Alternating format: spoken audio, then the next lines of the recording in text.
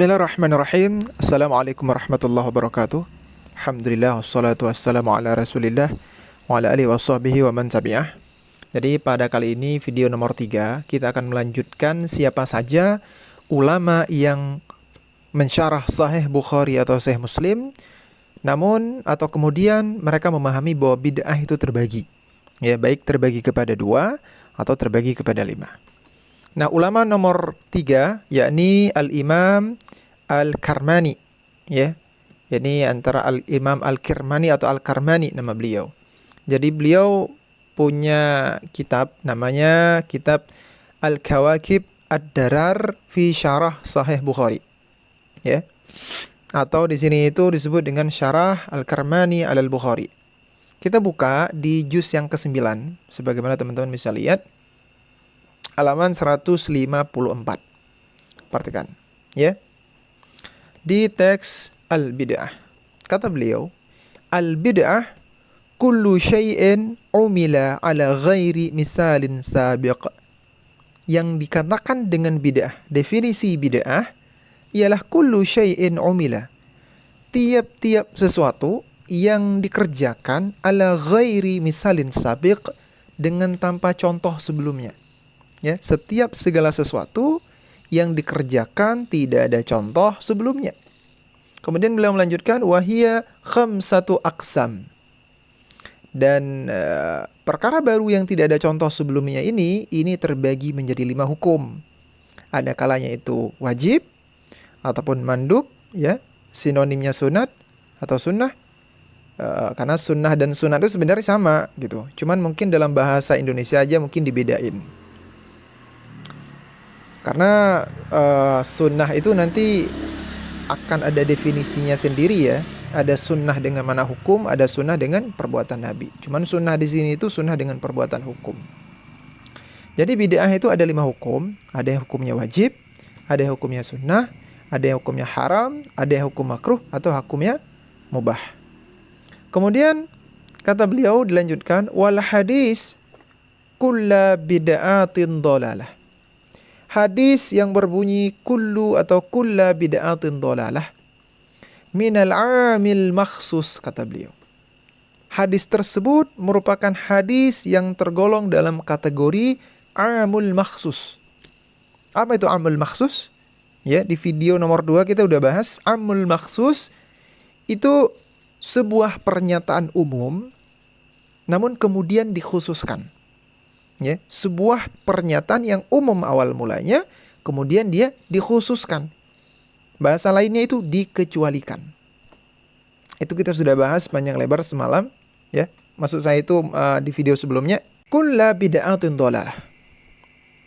Itu kalau tekstualnya atau kita terjemahkannya, itu jangan lagi diberi makna semua bid'ah sesat.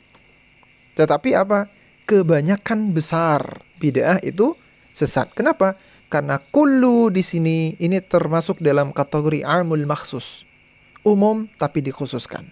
Ya. Kebanyakan bid'ah yang sesat. Kebanyakan bid'ah yang bagaimana? Bid'ah yang menyelisihi. Yang menyelisihi Al-Qur'an, hadis, athar serta ijma'. Ya, atau menyelisihi kaidah-kaidah agama ilmu yang lain. Taib. Begitu. Kemudian kita beralih ke referensi selanjutnya. Masih di kitab yang sama, cuman di juz yang berbeda. Kalau tadi itu juz 9, kalau sekarang juz yang ke-15. Ya, juz yang ke-15 halaman 33. Ya. Bisa dibuka di sini. Jadi beliau di sini ketika memberi makna wa muhdatsatuha. Kan ada tuh. yakni perkara yang dibuat. Cuman perkara yang dibuat ini umum, teman-teman, umum.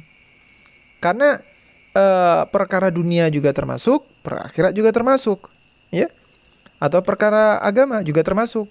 Maka dikhususkan atau dijelaskan maksud dan arah dari muhdatsat ini, perkara yang dibuat ini. Ail al-bida' allati lam yakun laha aslun fil kitab wa sunnah, ya. yakni yang dimaksud dengan perkara yang dibuat, yakni seburuk-buruk perkara ialah perkara yang dibuat, ialah bid'ah yang tidak memiliki asal sama sekali dalam Al-Quran dan Sunnah. Gitu. Jadi yang dilarang di sini, yang dikhususkan di sini hanya pada perkara bid'ah-bid'ah yang tidak memiliki asal dari Al-Quran dan As-Sunnah. Kemudian kita beralih ke ulama nomor 4, ya, ulama nomor 4 yang juga mensyarah Sahih Bukhari atau Sahih Muslim, yakni Al-Imam Sirajuddin Abi Hafs Umar bin Ali bin Ahmad Al-Ansari yang bermazhab Asy-Syafi'i atau yang disebut dengan nama Ibnu Mulaqqin. Ya, Ibnu Mulaqqin. Ulama yang hidup pada abad ke-8 Hijriah, lahir pada tahun 723, wafat pada tahun 804 Hijriah. Beliau punya nama kitab At-Tawdih li Syarhil Jami'is Shahih. Ya. Ya, kita buka di halaman atau di juz 13. Teman-teman bisa dilihat di sini. Ya, mujallad 13. Kemudian pergi ke halaman 554 sebagaimana di atas. Di sini dijelasin. Pertama beliau menjelaskan definisinya. Al-bid'ah, bid'ah ikhtira'u ma lam yakun qablu. Ya. Bid'ah ialah membuat perkara yang tidak ada contoh sebelumnya. Ya, apapun. Bid'ah ialah membuat suatu perkara yang tidak ada contoh sebelumnya. Kata beliau, "Fama khalafa sunnah fahuwa bid'atun dhalalah." Perkara baru yang gak ada contoh, jika dia menyelisihi sunnah, maka dia tergolong bid'ah dhalalah. Wa ma wafaqaha fahuwa bid'ah huda. Dan perkara-perkara baru yang tidak ada contoh sebelumnya, jika dia sesuai dengan sunnah, maka dia bid'ah huda. Begitu. Jadi menariknya teman-teman begini ya. Ini saya bahas sedikit. Jadi sahabat yang pernah mengatakan sebaik-baik bid'ah itu yang masyhur, kita dengarkan satu ya, yakni Sayyidina Umar. Sayyidina Umar ketika mengatakan demikian itu pada perkara sholat tarawih, ya, di mana sholat tarawih dengan keterangan dengan jumlahnya, hay'ahnya dikumpulkan dalam satu imam, kemudian dilanggengkan dengan sampai akhir bulan, ya, itu hay'ah yang tidak pernah diajarkan oleh Rasulullah SAW, tapi merupakan metodenya para sahabat, ya, atau disebut dengan sunnahnya para sahabat. Sunnah di sini dengan mana sunnah, dengan mana metode, ya, secara bahasa. Dan ini apa bahasanya? Nah, bid'ah hasanah ini merupakan salah satu metodenya Sayyidina Umar. Ya. Nah, jadi ketika Rasulullah SAW memerintahkan kita, alaikum bisunnati wa sunnati khulafair rasyidin, berpeganglah kalian dengan sunnahku dan metodenya khulafaur rasyidin. Dan metode khulafaur rasyidin, yakni sahabat Umar, salah satunya teori bid'ah hasanah, maka secara tidak langsung sama saja Rasulullah SAW memerintahkan kita untuk mengikuti metodenya sahabat Umar berupa salah satunya teori atau konsep bid'ah hasanah. Ya, jadi kalau kita membuat sebuah argumen silogisme, premis pertama, Rasulullah memerintahkan kita mengikuti metode khulafaur rasyidin, salah satunya Umar. Sebutlah, Rasulullah memerintahkan kita untuk mengikuti metode sahabat Umar. Premis kedua, salah satu metode sahabat Umar ialah konsep bid'ah hasanah. Maka konklusinya, Rasulullah secara tidak langsung memerintahkan kita untuk mengikuti metodenya sahabat Umar, yakni konsep bid'ah hasanah. Kembali kepada pembahasan tadi, bahwa selain Sayyidina Umar, ternyata ada sahabat lain, yakni anak dari Sayyidina Umar, yang bernama Abdullah bin Umar, atau yang disebut dengan, yang sering dipanggil dengan nama Ibnu Umar. Ini salah satu bukti yang menunjukkan bahwa memang konsep bid'ah hasanah itu harus sesuai dengan dalil. Ya. Dan semua ulama memahami seperti itu. Yang namanya bid'ah hasanah, perkara baru yang baik itu harus ada dalil. Harus ada dalil serta tidak menyelisih.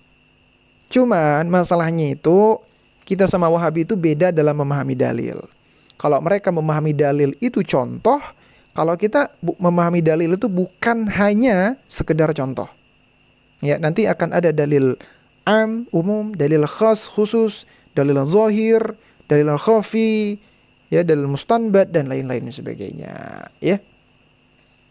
Jadi di sini bahwa ada dua sahabat, kita bisa simpulkan sebenarnya banyak dan insya Allah akan saya bahas bagaimana siapa-siapa saja ulama yang membawakan pernyataan sahabat Ibnu Umar ini. Ya, jadi teman-teman, ada dua sahabat yang memperkenalkan konsep bid'ah hasanah, itu sahabat Umar dan anak beliau Abdullah bin Umar, begitu.